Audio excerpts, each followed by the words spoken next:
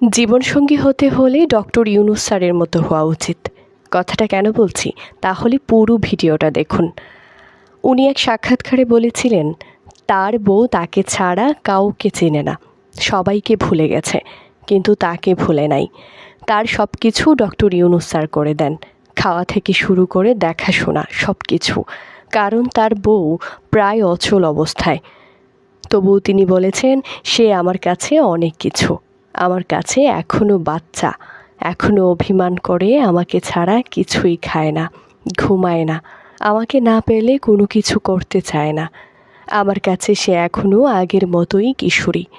তিনি আরও বলেন, আমি তাকে ছাড়া থাকতে পারি না, তাকে রেখে দূরে যেতে পারি না, সে আমাকে ছাড়া থাকতে পারে না, আমার কাছে সে অনেক কিছু। এই যে বললাম, জীবনসঙ্গী হতে হলে ডক্টর ইউনুস স্যারের মতো হওয়া উচিত।